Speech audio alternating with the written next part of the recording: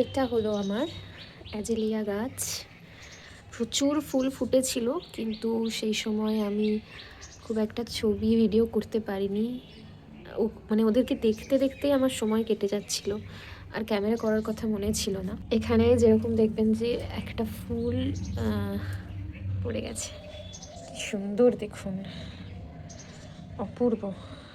এবার বলি এই গাছটা সম্পর্কে। এটা আমি নর্থ বেঙ্গলের শিটং থেকে এনেছিলাম। এটা রেনু টাওয়ার। ক্যামেরায় নিচ্ছে না ঠিক করে। হ্যাঁ, এবার বোধহয় বুঝতে পারছেন, একটা রেনু এটা ওর আছে, আরও দেখাচ্ছি এরকম।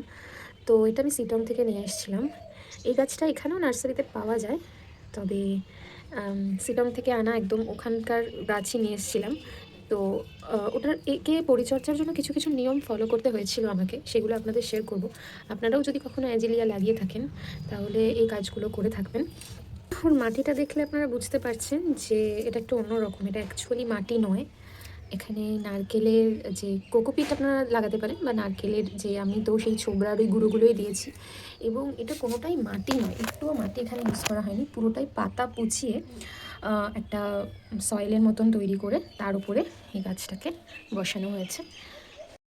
এই গাছ একদমই গোবর সার পছন্দ করে না, গোবর সারের জন্য একদম বিষ। অ্যাকচুয়ালি এর জন্য কোনো সার দেওয়ারই দরকার হয় না, ওই পাতা পচাটাই সারা বছর যা পাতা পচাবেন সেইগুলোই এর সার এবং এর মাটি আর কি। সেই জন্যই ওর ঝরে যাওয়া ফুল, ওর ঝরে যাওয়া পাতাগুলো আমি এখানেই ফেলি।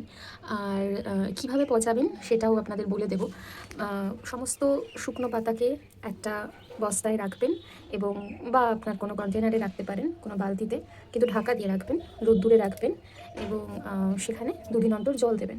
এইভাবেই পাতাগুলো যখন পচে যাবে, একদম কালো হয়ে আসবে, তখন ওগুলোকে বার করবেন।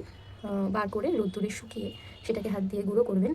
গুঁড়ো করে এই যে ঠিক এইরকম হয়ে যাবে। একটা ঘাস হয়েছিল, সেজন্য আমি আপনাদের পাতা পচার যে মাটিটা হয় সেটা দেখাতে পারছি। এই যে এইরকম হবে, তাহলে বুঝতে পারবেন যে আপনার মাটি একদম রেডি। এই পাতা পচা কিন্তু অন্যান্য গাছের মাটিতে দিলেও খুব ভালো হবে। তো এই ছিল। আর হ্যাঁ, অ্যাজেলিয়া প্রচুর জল চায়, তো গরমে ওকে চেষ্টা করবেন দুবার করে জল দেওয়ার, আর শীতে রোজ একবার করে দিলেই হবে। এই ছিল। আর এই সময়টাই অ্যাজেলিয়া ফোটে, অপূর্ব সুন্দর। আর হ্যাঁ, ওর খুব উত্তাপ বা খুব বৃষ্টি এগুলো কোনোটাই পছন্দ নয়, তাই ওকে ব্যালকানিতে রাখাটাই সবচেয়ে সেফ। যদি ব্যালকানিতে না রাখতে পারেন, এমন জায়গায় রাখবেন যেখানে একদম ঠাঁঠা রোদ্দুর পড়ছে এরকম নয়। সকালবেলা রোদটা পাবে, বিকেলের রোদটা পাবে, সারাদিনের রোদ পাবে না, এরকম জায়গা হলে খুবই ভালো হয়। এই হচ্ছে আমার অ্যাজেলিয়া।